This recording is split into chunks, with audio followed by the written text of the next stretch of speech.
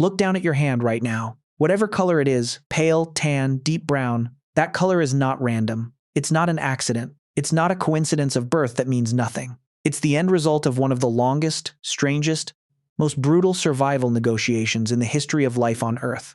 A negotiation between your ancestors and a star sitting 93 million miles away that has never once apologized for anything it's done to this planet.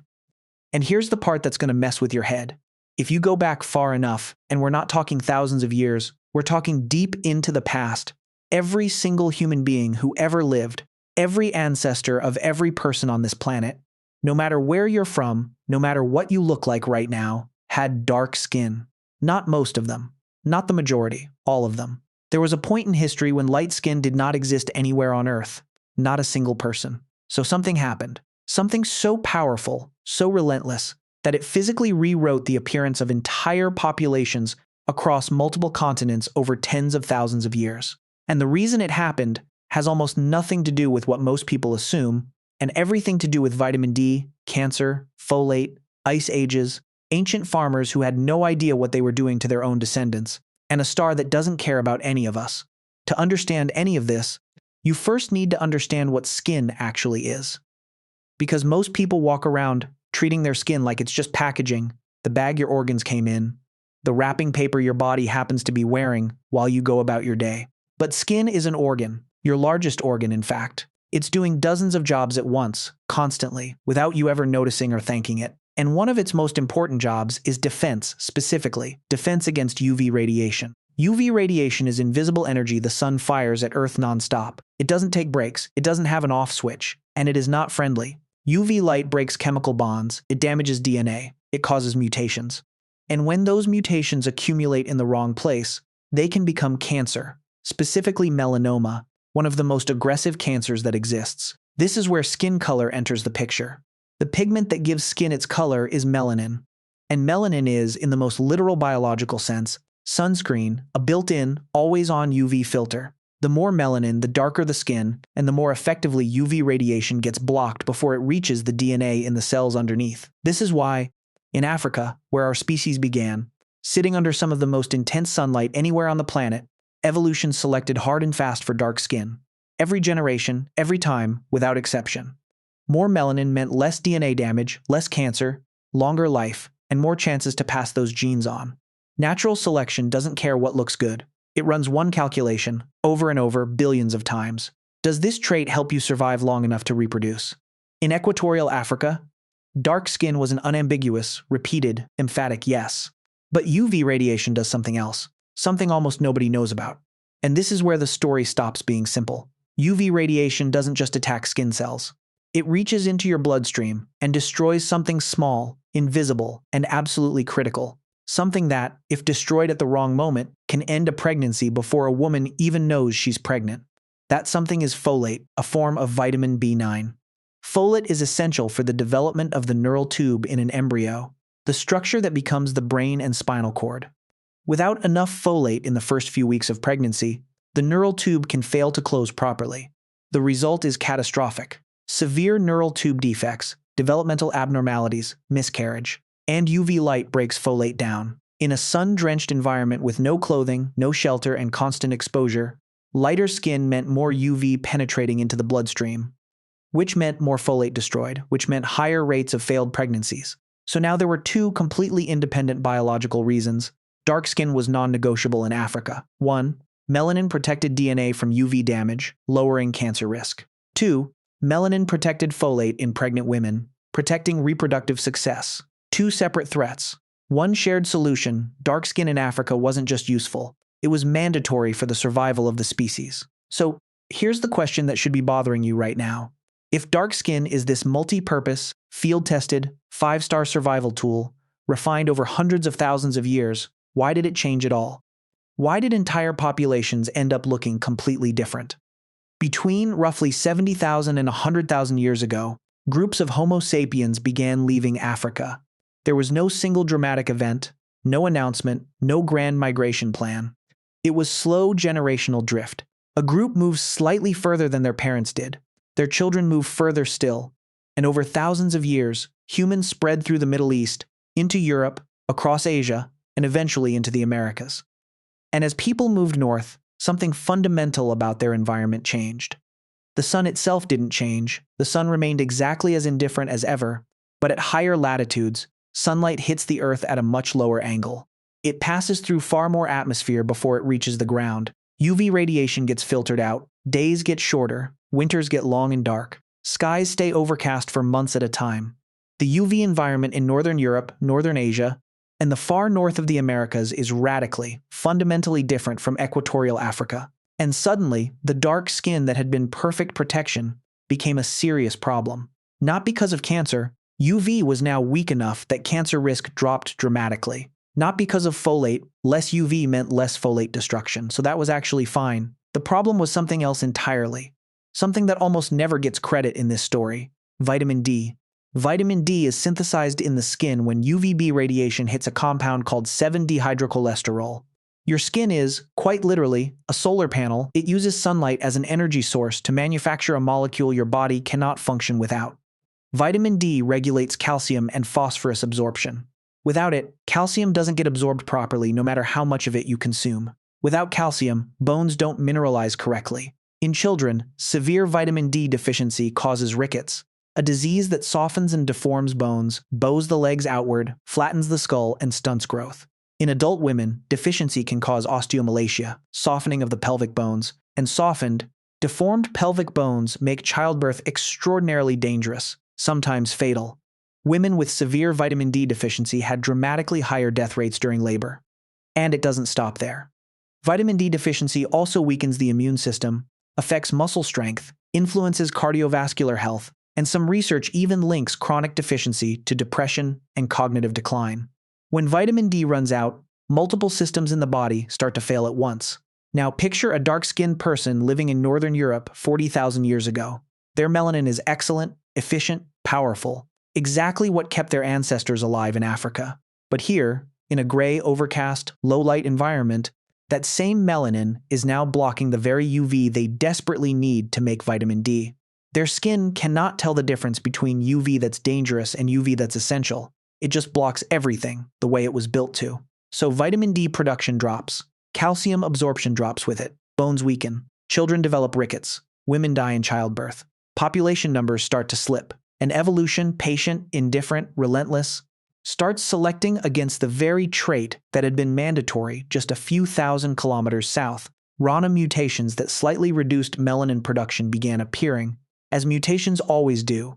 But this time, instead of being eliminated, they spread because individuals with slightly less melanin made slightly more vitamin D, had slightly stronger bones, slightly healthier pregnancies, and slightly more surviving children, generation after generation. Slightly lighter. Not because anyone decided anything, not culture, not preference, not choice, just an algorithm running on a different set of inputs. For a long time, scientists assumed this depigmentation happened gradually, over hundreds of thousands of years, as people slowly drifted north. Ancient DNA has completely demolished that assumption and replaced it with something far stranger: early European hunter-gatherers. People who had already been living in Europe for tens of thousands of years were still significantly dark-skinned. They hadn't dramatically lightened, even after all that time at northern latitudes. The most famous example is a specimen known as Cheddar Man, who lived in what is now Britain roughly 10,000 years ago. Ancient DNA analysis published in 2018 revealed he likely had dark to medium dark skin, dark curly hair, and blue eyes. A combination that looks almost paradoxical to modern eyes, because we associate blue eyes with very pale skin. But 10,000 years ago, that link simply didn't exist yet. The extremely fair skin we associate with Northwestern Europeans today, the kind that burns in about 12 minutes of summer sun, only spread widely across European populations in roughly the last 6,000 to 8,000 years. That is shockingly recent. Out of the full 300,000-year history of Homo sapiens, that's less than the final 3%. So what happened 6,000 to 8,000 years ago that suddenly accelerated this transformation so dramatically? The answer is one of the biggest turning points in human history, and almost nobody talks about what it did to skin color: the Neolithic Revolution. The switch from hunting and gathering to farming. When humans transitioned to agriculture, their diets changed completely and permanently. Hunter-gatherers ate a varied diet that naturally included significant amounts of vitamin D, fatty fish like salmon and mackerel, organ meats like liver and kidney, shellfish, and other animal products that are among the richest natural sources of vitamin D that exist. Farming populations, by contrast, ate mostly cereals, wheat, barley, oats, rye, carbohydrates. Their dietary vitamin D intake didn't just drop, it collapsed. Suddenly, populations that had been getting by on modest UV-synthesized vitamin D because their diet was helping fill the gap, were now almost entirely dependent on whatever their skin alone could produce. And if their skin was still fairly dark, that simply wasn't enough. The selection pressure for lighter skin intensified dramatically. Even tiny increases in vitamin D synthesis ability, even marginally less melanin, became critically important for survival. There's a second factor that made this change happen even faster. Farming communities were large, dense, sedentary, and population size and density have enormous effects on how quickly a beneficial mutation spreads through a gene pool. In a small, scattered hunter-gatherer band of 50 people, a useful mutation might take an extremely long time to reach neighboring groups. In a farming village of hundreds, connected to a network of other farming villages, that same mutation can spread through thousands of descendants in just a handful of generations. Dietary vitamin D collapse, plus population density. Together they hit the fast-forward button on European depigmentation. Within a few thousand years, a selection pressure that had been quietly nudging skin tones lighter for tens of thousands of years suddenly became intense, rapid, and clearly visible in the archaeological and genetic record. Here's something that genuinely surprises most people the first time they hear it. There is no single dark skin gene and light skin gene, where one simply dominates the other. It's far more complicated than that. Skin pigmentation is a polygenic trait controlled by dozens of different genes working together, genes that determine how much melanin is produced, what type of melanin is made, how it's distributed inside skin cells, and how skin responds to UV exposure over time. And here's the part that should genuinely blow your mind. East Asians and Europeans both have significantly lighter skin than equatorial Africans. But the genetic variants responsible for lighter skin in East Asians are largely different from the variants responsible in Europeans. Two separate populations, on two separate continents, arrived at a similar outcome through completely different molecular routes. This is called convergent evolution, the same adaptive solution discovered independently, more than once, by separate populations facing the same problem. Think about what that means. When evolution keeps reinventing the same solution from scratch, that's about as strong a signal as biology ever gives that the trait in question really genuinely mattered for survival. While we're in this neighborhood, let's talk about something adjacent that's equally mind-bending: blue eyes. Every single person alive today with blue eyes is descended from one specific individual. One person, one mutation, somewhere near the Black Sea, roughly 6,000 to 10,000 years ago. Before that individual was born, the entire human species had brown eyes. Everyone. Brown, brown, nothing but brown. As far back as you go, then this single mutation appeared, a change that reduced melanin production specifically in the iris, and it spread, slowly at first, then faster, likely because it was genetically linked to skin pigmentation variants that were themselves under strong selection at the time. Now sit with that for a second. Blue eyes, something we treat as ancient, primordial, almost mythic, are younger than agriculture, younger than Stonehenge, younger than the domestication of the horse. We treat certain human traits as fixed and eternal when, in geological terms, they're basically brand new. The version of humanity we think of as normal is still being written. So step back and look at the full picture. Skin color, the thing that has shaped political systems, justified atrocities, and divided people into hierarchies for centuries, is, at its biological core, nothing more than a UV calibration system, a dial, your body's best ancestral estimate of how much sun protection you need, based on the latitude your distant ancestors lived at, the diet they ate, and the sun they happen to be standing under. Light skin isn't better in any absolute sense. In equatorial environments, it's actively dangerous. More UV penetration, more DNA damage, more cancer risk, more folate destruction.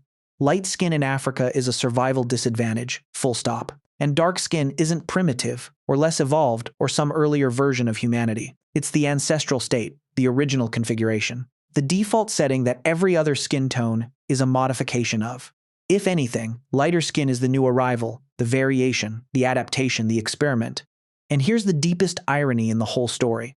The same sun that drove some populations to develop more melanin to survive its intensity also drove other populations to develop less melanin because they needed more of its limited energy.